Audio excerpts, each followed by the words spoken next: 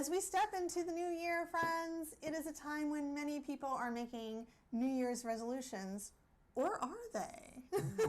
Because, as we will explain later, we've noticed New Year's resolutions are feeling a little bit out of step this year. What is so much more in vogue and I think so much healthier for people is setting some softer intentions for the year, things that are more achievable to actually do, so that really there's no failing off of the cliff, right? Like you want to make habits and just kind of inch towards these goals and in a way that is likely to help you to achieve them. And I think that sometimes we tend to be really harsh with ourselves, especially as homeschoolers. We're like, this didn't work and I'm scrapping the whole thing and I'm just going to do this whole new thing. We charge in, and I'll tell you how it usually works is usually like we'll go into the kids' room at 8 o'clock in the morning and say, it's time to get to work. Right off the bat, I'll tell you, don't do that. It doesn't work. So let's face it, homeschooling comes with its own unique challenges and joys. Sometimes it's easy to fall into habits that we need to course correct on. And so today we're talking about some things not to do, and we're going to offer some alternatives for you to consider for your new year ahead. That's right. So what is first in terms of setting good intentions? What shouldn't you do? Okay, so first, we are going to encourage you this year in 2025 to stop comparing yourself to other homeschoolers. I know that's a big ask. But it sets false expectations for you. Someone else's homeschool journey isn't the same as your homeschool journey. They actually may live in a different culture or come from totally different, have different personalities, different mindsets, different ways of existing in the world that do not go along with your personality and the way you exist in the world. That's right. So don't compare yourself to others, but do recognize your own uniqueness and your family's needs and your family's priorities. So ways you could do this would be you can make a list of your own family's values so that you can reference them and you're feeling really good and centered as you walk through the year. And a phrase that will give you to do this with is, we are homeschoolers who... ... We are homeschoolers who something. So if you have a pen or pencil, write that one down right now. See if you can fill out at least like 3 to 5 things on that list. And then when you're starting to compare yourself to other people, then you'll have that list and be like, oh yeah, we're homeschoolers who... We are homeschoolers who... prioritize nature, or who have lazy pancake breakfast mornings. That's right. Yeah. Okay, here's another one. I want you to stop buying homeschool materials you don't need. It is just, gosh, I lost my place. So I want you to stop buying homeschool materials you don't need. Why? It fills your home with unneeded things, and it's going to make you feel guilty when you don't get around to using that stuff. So you're going to save the earth and save your sanity by not buying stuff you don't need. What you should do is give yourself a wait time before purchasing materials. So I want you to think, do I have this already around my home? I want you to think, could I repurpose something? And I want you to think, could I DIY this? So we have a tendency to consume, like to try and grab all the stuff. And I think I know there is a massive misconception that materials, workbooks, apps will teach you. They do not. That is not where learning happens. Learning happens through the application of knowledge through creative ways. And materials or apps or workbooks can facilitate that if they're purposeful. But going out and buying a bunch of stuff, it's not going to achieve that goal. You have to start with the intention. So don't buy stuff you don't need. Instead, take a minute, think about what you're trying to do, and then decide, do I actually need to add something else to accomplish it? Yeah, I'll tell you a strategy that works well for me for that is I have a tendency to want to add all the things to the cart, and so I will go ahead and allow myself to do that. I'll be like, I want that and that and that and that and that and that and that, and then I'll see the price tag and I'll be like, no, I'm just gonna close. I remember now why I need to wait. And I'll just like close the whole browser and then just say, okay, I'm just gonna wait.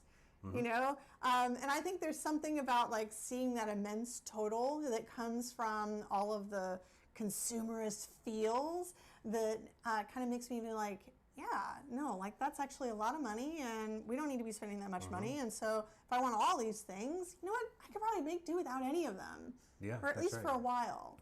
Yeah, totally.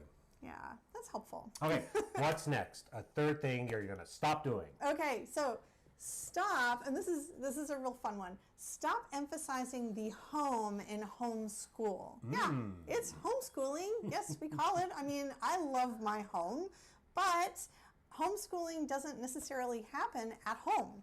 And when we think of ourselves as homeschoolers who are supposed to be schooling at home, then we kind of get this image of us working with our kids at the dining table, you know, we're supposed to, or even having a work cycle, or thinking like, I gotta have a 3-hour work cycle at home in the homeschool space, and then it really feels very limiting to us and to our children. And so stop thinking of homeschooling as being in the home and think about homeschooling as really being in the world. So if you emphasize the world part of homeschooling and maybe think of it as like world schooling, right, or life schooling, then you can go outside and start to really experience lessons in the great outdoors, which is really where it kind of was meant to happen anyway for kids. Kids are supposed to be outside a lot. So get them out into the world, get them to really see and interact with the people who are in your neighborhood and people maybe who are far away from you too, if you can do a little field tripping out there. Yeah, I mean, this goes with that. This goes along with the don't buy stuff. Yeah. Remember, learning happens through the application, the creative application of knowledge. Like you're trying to take the stuff that you've been learning, and so that's why you only spend a little bit of time acquiring new information. People ask us all the time, how long should I teach my child? And the answer is like very little should be direct instruction. The rest of the time should be application. Take them out into the world where they can apply that knowledge in creative and realistic ways. That is where the best learning happens for sure. Okay, here's another one that I want you to stop. You must make a promise that you will stop trying to fit into any one genre of homeschooling, right? So why? It elevates one approach above all others in a way that's just not realistic or reasonable. And I swear to you, it's going to set you up for failure because you're going to set a mark for perfection or purity that no one can achieve. Yep. So when we are very, very, very strict, Montessori, Charlotte Mason, we're only doing Waldorf, we're only doing this, you just will not achieve that. You're going to get frustrated. It's going to rob the joy from you, and it's going to leave out a lot of great pedagogical approaches that you could incorporate. The best approach is the one that works for you and your family, and that is probably not any one pure model. And that's coming from us as Montessorians, because obviously we think Montessori has a lot to offer, but we're not above taking good ideas from other places too, because what we ultimately want is the child to have a really good learning experience. Yes. Also, there's no need to be divisive within the homeschooling community or itself. I think we are a vastly growing number.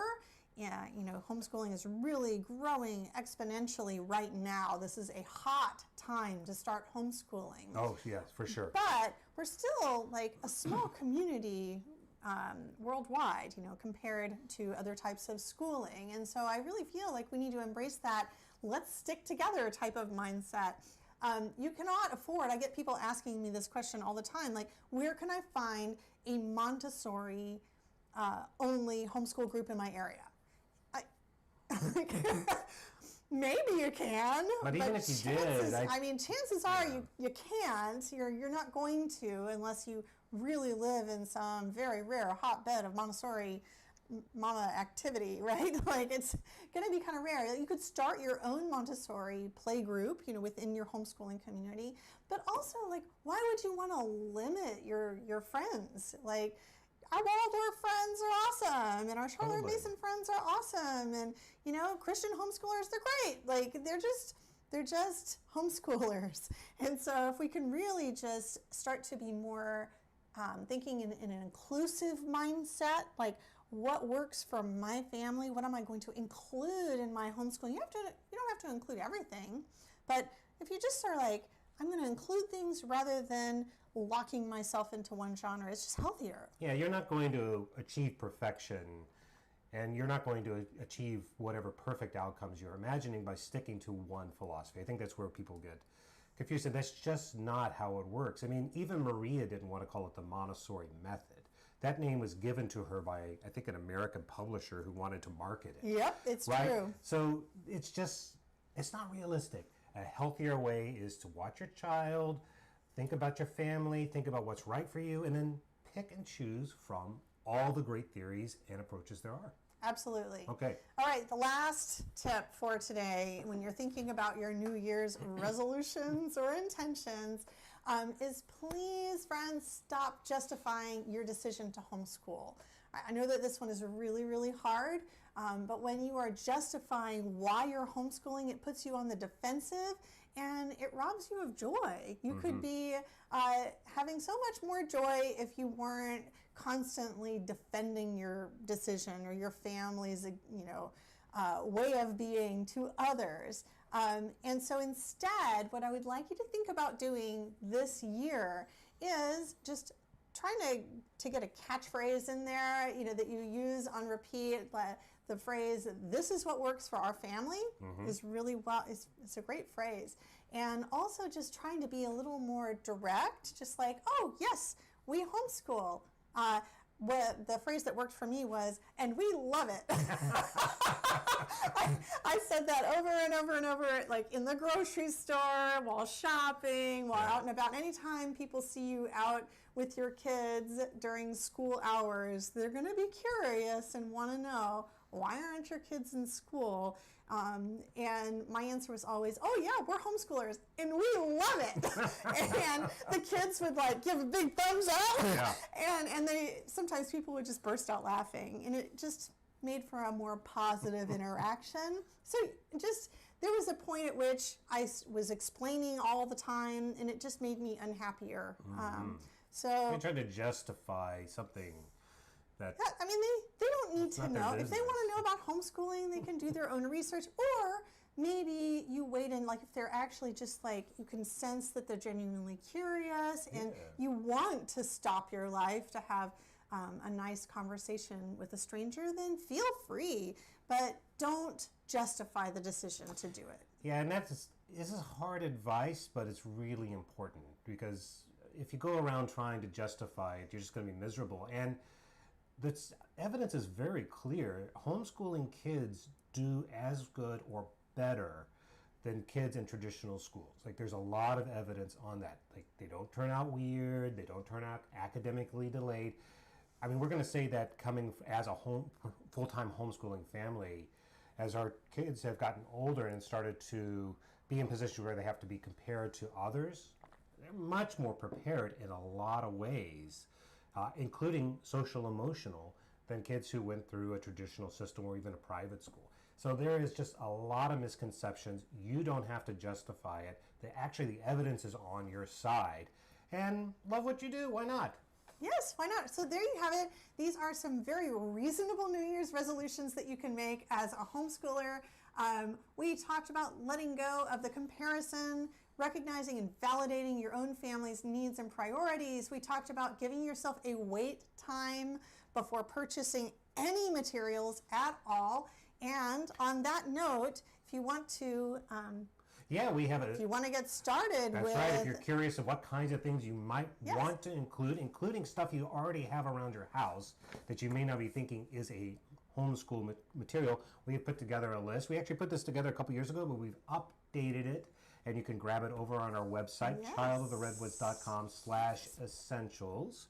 You get It's a nice got little checklist. little checklist and so forth. Yes, now the cool thing about this is most of the things on this list will not be things you need to purchase. There's a sponge. Yeah, a pitcher. A pitcher. Yes. And you might be like, well, what? Or it might be inspiring for you to DIY these things. Yeah, as so well. like for example, we do suggest golden beads, but you don't have to go buy a set of golden beads. You can make a set of you can use paper golden beads in a pinch. Though you don't have to spend it. Remember, the materials aren't magic. The magic is in the theory and in the pedagogy. The materials are just a tool.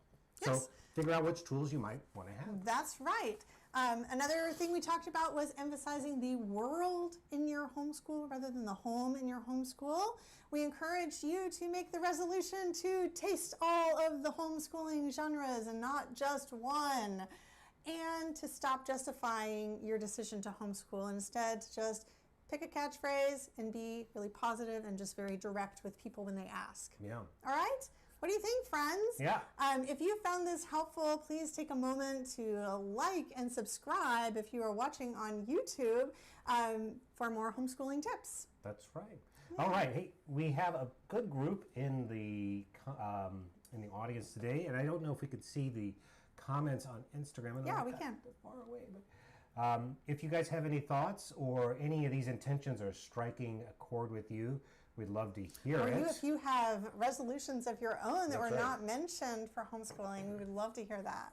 Yeah, and while you guys are formulating your thoughts, we did actually poll the folks out in Instagram land and in our community about intentions, because as you said, it seems like people are not making New Year's resolutions, or they're not talking about it as much. I found that I didn't realize that you're right. Like I didn't see that either. I think you should be honest.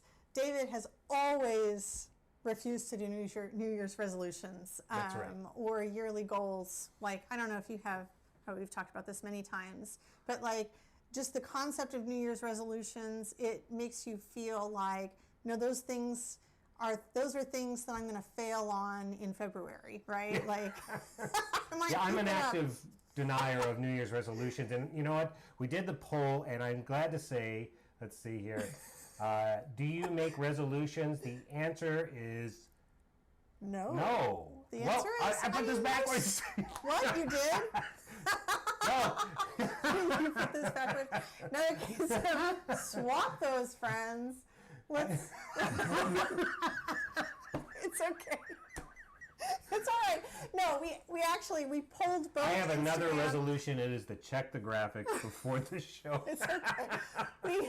We polled both Instagram and we polled our community in Mighty Networks, and the answers both. We'll just flip those. Do you remember the percentage? It's 60. Yeah, it's like a 68% It's like said 32%. they couldn't be bothered They couldn't to be, make right. resolutions. Yeah, by far. Like it's a 2-to-1 majority or something. Yes, and the ones that said yes, several of you actually DM'd me or wrote me or commented in Mighty Networks, and you said, actually, like, I do, but I don't call them resolutions. Mm-hmm. And I find that so interesting. I was thinking about the word resolution to resolve something, which is actually kind of a soft word itself. To resolve. But the word resolution, it implies that there is like a final conclusion in something. Yeah, right? and it brings to mind finality words like to it. resolute.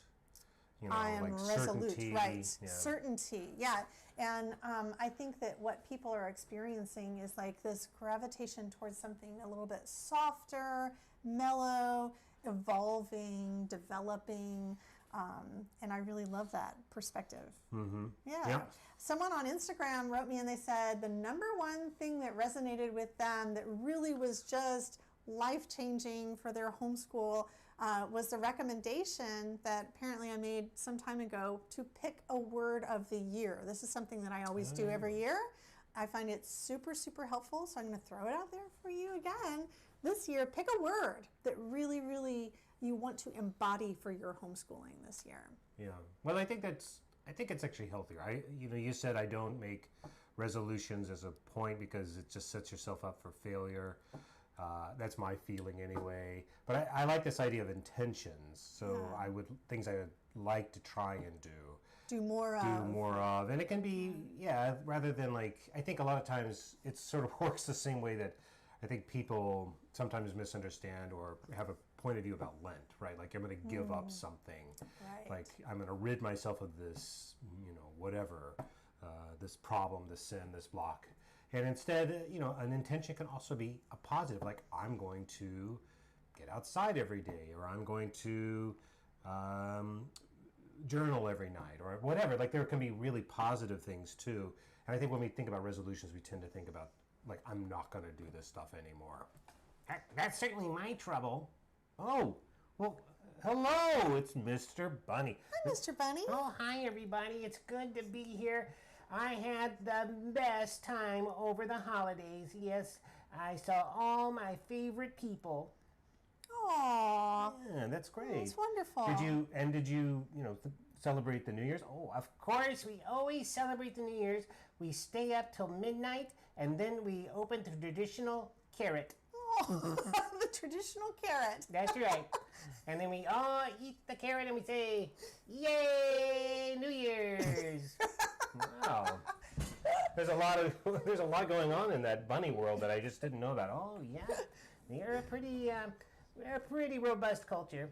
Now, I do have to admit though that I don't know. I feel kind of mixed about resolutions. Oh, I see. Yeah, well, you're in really good company. Yeah, I am going to try one though. I am going to resolve to exercise more. Oh. Well, that is that's a common one. I think a lot of people very, do. very common. Yeah. I just hope I'm more successful this year than last year. I tried to take up jogging, but I kept running out of time. Ba-dum-bum, ching. Well, Mr. Bunny,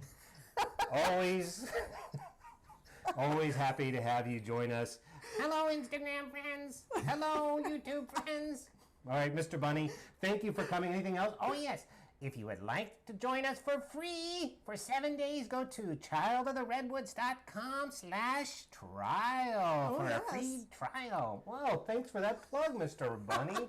Yeah, Mr. Bunny usually doesn't plug. He just usually comes and gives us a joke, but this time I guess he felt inspired to plug the free trial. I love it.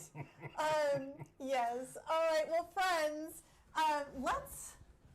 let's talk about goal setting with kids. Okay, goal setting for us as homeschoolers can be a very calm and meditative process, but actually this is something that we should be teaching our children how to do as well. Children often do need a bit of scaffolding. That's kind of a teachery word for guiding our children step by step to help them make progress, which is a general teaching concept but fits really well with the theme of goal setting. Helping your child to reach their goals is actually one of the most rewarding parts of parenting.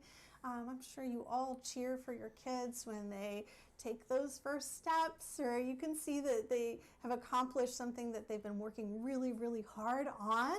And it's actually more fun and easier than you think to help children go from the state of like the unconscious learner where they are just doing things and hitting milestones of their own in their own time to being a conscious goal setter, which actually takes some direct teaching and some work.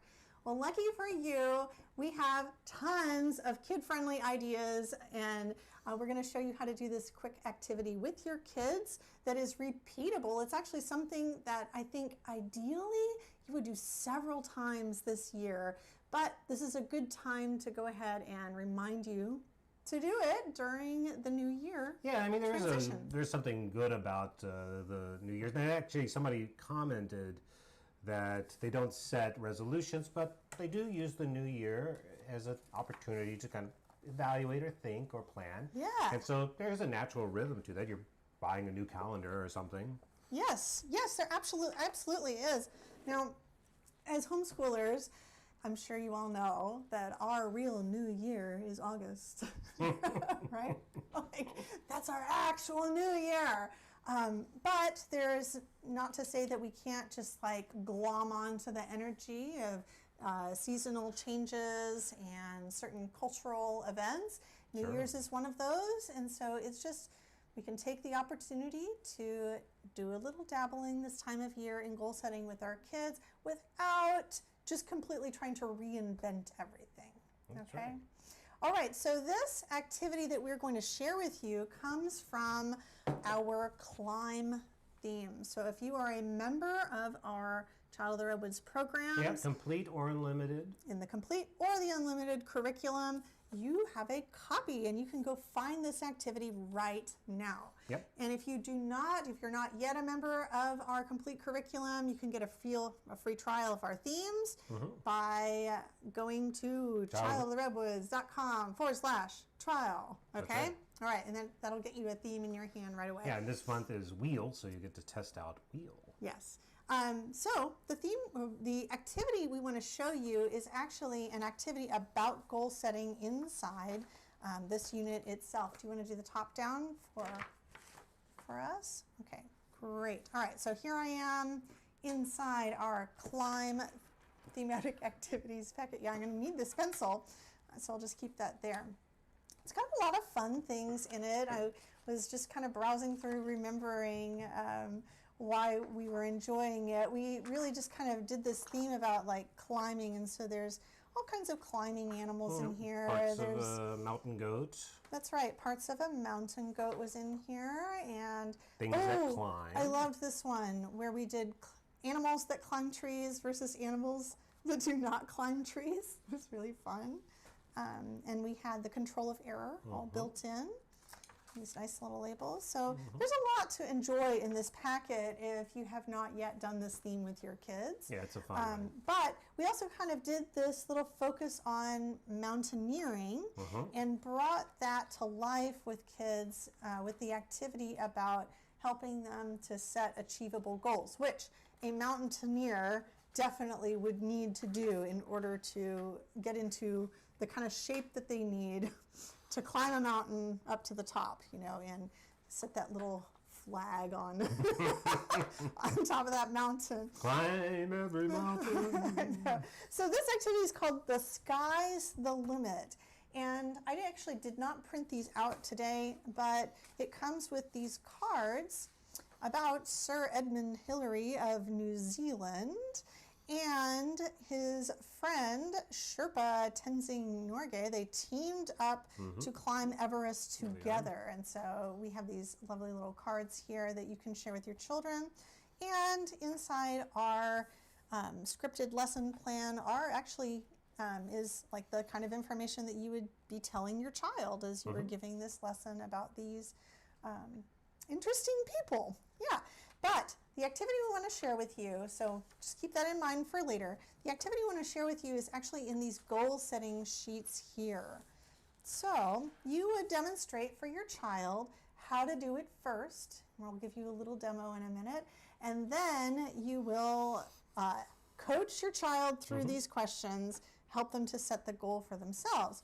So first, you're talking to your child about why setting goals in the first place is really, really important. Yep. And one of the things that you would tell them is, without a clear goal in mind and a plan of action, these mountaineers never would have made it to the top of Everest. Goal setting and planning are very helpful activities that we can do to help us learn new skills or accomplish something that we really want to do that will take a lot of effort. Yeah. Does this sound familiar, friends? This is growth mindset, That's right? right. Okay, it's very, very important. So then you'll show your child the goal setting sheet, and our little script will kind of encourage you to say something like, when people set a goal for themselves, they often write them down. By writing down our goals and the reasons why we want to accomplish them, we can hold ourselves accountable. Rereading our goals and the action plans help us remember why we wanted to do them in the first place. And a tip here, if you want to get better at your New Year's resolution or intentions, you will read your goals every day. Okay, because the act of writing them down, maybe journaling about them, thinking about them, making the plan, and then revisiting them over and over and over and over will help to commit them to memory, so that when you're in the real moment and you've got somebody in front of you who says, why are you homeschooling in the first place? You're more likely to remember what your goal was. That's right. Okay, so that's why we do this, and this is something that we can teach children as well. Okay, so here's our goal setting sheet, and we've got a list of fun goals that are very kid friendly. So let's kind of go through some of those things. Yeah, and of course you could add your own, but some suggestions we have are. Well, often I think when we just point blank ask kids, what do you want to do, or what's a goal of yours? Well, that's true. They may have a goal in mind, but generally they just look at you blankly. Well, I was thinking the parent might have some goals that they want to add to this list, but you're right. Like if you start from a blank list, that can be overwhelming even for adults. We had that experience That's playing right. that charades game over Christmas We did. with our niece, where she wanted to look at the questions Yes, every time. Absolutely. Yeah, and even the adults did too. Okay, so what are some of the things you might recommend? Read a book every day. Could be a habit goal. Memorize a poem. Organize your room. Put on a play. Perform Or a ballet. Or a ballet if you were coming off a pirouette. Perform a song. Climb across the monkey bars at the playground. Make dinner for the whole family. And that'll be tasty. Make a meal. Learn to play an instrument. Go to the grocery store with a parent and buy one item with cash. Learn to knit or sew, or maybe make a bowl out of clay, some kind of a craft. Write a story. Complete a Lego set by following the directions. Send a letter to a friend. Take a specific hike at a local park, and maybe donate old clothes or toys. Those are all possible goals, plus whatever you might imagine that would be fun for your particular family. Now, any of those calling out to you? Yes. The thing I wanted to think about or imagine a child getting ready for today would be learning to sew. And I was thinking, what if they wanted to learn, if they already kind of knew a little bit of sewing, Yeah. but something very specific. So we'll make it more specific about learning to sew a button. Ah, excellent. Okay, now I don't have a needle and thread and button with me. I'm not going to demonstrate the actual sewing. We're going to talk goal setting with it. That's right. Okay, so if you have the packet, you want to print out a copy of the materials that are at the back. If you don't have the packet, you can follow along on your own pencil, with your own paper and pencil. Okay, so the first question is, let's set a goal.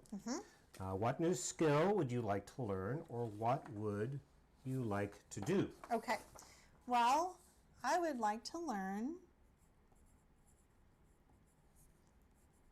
how to sew a button on to a shirt. Okay, this is a very, very useful skill. It is. I think It's also everyone should know how to do this. It's also a perfect Montessori lesson. It You'll is. find that in the curriculum. Okay, why do you want to learn it? Because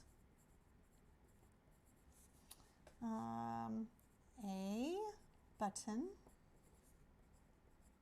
may fall off, and I want to be able to fix it. And these are just notes, so I'm not including periods or capital letters or worrying about any of that kind of stuff. Now, as you're writing here, I am curious how we would advise folks who maybe their little one isn't quite writing. You're just going to write for them. Yep. Okay, so now you're going to set some steps, right? So you've got a goal, you've got a purpose, now you're going to set your steps. So we're suggesting 4 steps for success. What are they in the order? What do you need to do in order to learn this new skill? Okay, this is where I need to really think about it, right? And if I were a child, I would probably want to talk to the adult. We're going to be brainstorming together. And so the kind of questions you're going to be asking your child is like, what materials do you need, in order to make it happen? Do we have any buttons, or what would we do first in order to help you learn this skill? And we'll see what your child says, but there's a lot of possibilities here, right? So one of the possibilities could just be like, go buy some buttons. Oh, yeah. So buy some buttons, gather materials, Or find them, right? buttons. Find some buttons. Maybe a button fell off a stuffy or a shirt, and so they want to go get those. Yeah. Yeah. So I'll add to that the rest of the materials. Go buy some buttons, or maybe find find a needle and thread. Okay, and that's something that is very actionable that you can have your child do. So like gather the materials, and something that would be even more helpful is if you were to go and give your child a tray and say, okay, let's gather these 3 things. What do we need? And probably if you want to be really specific about what to do next with your child, you could even write these 3 things down. And then like tape them to the tray. You like to use sticky notes for this kind of thing. So I'm imagining you get a little tray, you get 3 sticky notes, and on one you write button, one you write needle, and one you write thread. And then you kind of go with your child and like, let's go find these 3 things. Great, we have found a button. What else do we need? I see there's needle on this list. So instead of just like wandering around your house carrying this around, or trying to remember the things that you need, writing them down, making it like really, really clear and actionable is going to be better for your kid. Okay, and then for the other steps, like I think that there are variations. Like maybe we're going to watch a tutorial. A tutorial. Maybe you're going to go to grandma's house and ask grandma. My grandma used to sew. So ask grandma For a lesson or something, or For a a lesson. demonstration. Yep, that's great. So we'll watch a tutorial on YouTube. We'll ask grandma for a lesson, and You might practice a sub-skill, like I'm going to practice holding the needle, or I'm going to practice threading threading the the needle. needle. Yeah, practice. right. You might break. So if it's a harder skill, you might break down the steps. Yep. But there's no right or wrong. What you're really trying to No. teach the child is that setting a goal requires you to focus on it. You need to have a purpose for it, and you need to have a plan. Yeah. And that's So, going to be true for the rest of their life, right? and starting with a goal that is really achievable for children is very, very important. But this actually isn't the end of our little goal setting sheet. So let's That's go right. ahead and finish. It says, will you use a habit tracker? Select one. Now yes we or have no. created a habit tracker. If you're using the pack, you'll find this with the other printables, and it's pretty straightforward. It just shows you a spot to write your habits, and then you can check them off Monday through Sunday. And so you can decide whether you want to do that. Now, why might you choose to do a habit tracker or not? Well, you're going to help your child to recognize if this is like a very consistent goal that needs to be just checked off. So I was thinking like, I don't know, it could be like the read a book every day. Or play could the, be a good like one. I want to learn or to play the practice, guitar. Practice my Yeah, clarinet, right? right. Would be a good thing. You can check it off So every it's day. not less of a defined Make outcome my kind bed of skill. every day, Yeah, it's more of or- an ongoing practice. Yeah. Yeah, makes sense. Yeah. Okay, so So yes for or no? this one, I am not. Yeah, we're I'm gonna say not- no. I'm not going Okay. to, because this is not a goal that requires daily progress. I could complete this whole goal in my own time. Okay, now you're going to ask yourself, what are you going to tell yourself if it feels hard along the way? I love this question so much. You know I do, because we bring this up every single August in our annual portfolio. Yeah. It's actually a question we ask adults to consider as well. When homeschooling, it's just a great question to ask yourself anytime. Like, when you start to fail, what are you going to tell yourself to get yourself back on track? That's right. So, it can just be anything. You could be like the social media friendly. I can do a hard thing, or I'm going to tell myself, I just need more practice. Okay. Good. Yeah. How long will you work towards this goal? When would you like to be finished? Ooh, it's going to be very personal, Yeah. right? So it could be like by the end of the week, if you think that's reasonable. If your child says, I want to learn it today, you might talk to them about whether it is realistic or not, because you're not really sure how long it's going to take. And this is where the steps can come in as well, right? You could say, well, maybe we could do step 1 today, right? We're going to find all of our materials. Yeah. Or we're going to go see grandma and ask her if she could show us how to sew on a button. Like those, you could take a sub-step. So that way you don't have to just say, no, that's not realistic, and it can kind of kill the enthusiasm. But also to help them set a realistic goal. Yeah. Because you don't want to set them up for failure. That's right. So I'm just going to write this year. That's a nice long period of time.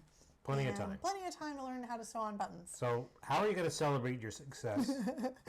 This is so much fun. Because celebration can look like anything. It could be like, I'm going to do a dance party, or have a dance party. It's my preferred celebration is almost always dance party. So I'll probably write that one. But it could be anything. It could be something related to the goal or not. And when we ask how will you celebrate, we're not necessarily talking about what will I get as a reward. This is something that's often phrased differently in, I think, goal-setting books. Yeah. Is like, what is my reward for accomplishing the goal? We don't do rewards in Montessori, but we do celebrate. Celebrating is natural and fun. We're not going to awesome. do like extrinsic sort of rewards. We're looking to Yeah. foster intrinsic motivation and reward. Yeah. So I don't know, celebrating your success could look like anything. It could be like, I will make myself a purse with, made with my buttons, Yeah. Or I will do a fun sewing project that has to do with buttons on it, or something like that. But I'm just going to write down dance party because Because it feels good. it feels good. Yeah. And then later on, you're going to come back and you're going to ask yourself, did I accomplish the goal? Yes or no? So would you do this would you tie this kind of back toward this, how long will it take? So if you say it's going to take me a week, then maybe after a week you would come back and ask yourself, yes, I did it. No, I didn't. Or I'm still working on it, or whatever. Yeah, there are actually lots of options here. We have yes, not yet, I'm making progress. We put the word yet here on purpose because I think often, we see that no and it's just crushing. Yeah. But when you add the yet to the end of it, There's like, still possibility, right? not yet, right? Like sometimes I make goals for myself and then I don't accomplish them. And then I have that first instinct to think, you know what? I didn't do it. I said I was going to do it. I filled out the thing and then I didn't do it. But then I think, but maybe I'll do it another time. Maybe I just changed my priorities. And so I think it's really important for us to help our children through those feelings that can arise with like some disappointment. No, I didn't do it. How do you feel about that? And, why does that make you feel sad? And, maybe you just did something instead. Let's think of something you did instead of this. What did you do instead? Well, I did a lot with my Legos. That was just more important for you. Yeah. And so then you can say, is this goal still something that is important? Is this something you still want, in your future? And the answer might be no. And if it's not, then chuck it. I actually learned that I'm not really interested in sewing a button after all. Right. But if it is something that's important, then you can just say, hey, well, let's reinvestigate our timeline. you know, or let's think about what didn't work. You know, did you not have enough time to do the goal, or did the steps feel too confusing, or could we create a better action plan for you? So these are things that we do as adults. There are hundreds, probably thousands and thousands of planners out there being sold to adults, mostly to organize their whole lives, but especially for a business, that are all about goal setting. And they're great, but the thing is, we don't teach this to children, I think, as much as we need to. Yeah, or it's Because not taught until they're the maybe time in to high develop school or these something. skills is when they're young, you know, and you don't have to do it with everything, but just like a few times a year, going through the process of setting some goals formally with them can be really, really helpful. Yeah, I think we sometimes ask kids, like, well, what do you want to be when you grow up? You know, kind of these big abstract, but they're not really meaningful. They can't really, they're kind of, they're almost like not serious, right? Right. So, but I think if we want to create really healthy, good, happy adults, one of the keys is to help them live a purposeful life. And living a purposeful life means having good intentions and have a vision for what you're trying to do, whether that is climb Mount Everest or learn to sew a button on, which I can't do. Maybe this should be my goal. Maybe you should. I mean, if I do it, it'll fall off. So clearly I'm doing something wrong. Aww. So you didn't go to Montessori school when you were a kid. That's exactly I know, exactly right. but your mama sews, so. I know. Some things just don't stick. Well, thank you so much for joining us for our first show of 2025. Yes. And thanks for all of your help at the beginning of the show as we worked out the audio. We're going to figure that out eventually, or not. Maybe it'll just be an ongoing part of the show. If you would like to know more about our work, though, you can head over to our website, childoftheredwoods.com. You can get our free essentials list at /essentials. And you can get our free trial at /trial. That's 7 days to try out our theme of the month, which this month is wheel. We're doing some really fun stuff. This week in particular, we're focusing on parts of a bicycle. And I know we also have a lunar calendar activity that's really fun. I think that's coming up next week. So there's a lot of really great stuff in that pack. And it gives you a good chance to kind of see what we're all about. All right. Thanks so much, friends. Thank Have you. a great day. And thanks, Instagram friends. We'll see you next week.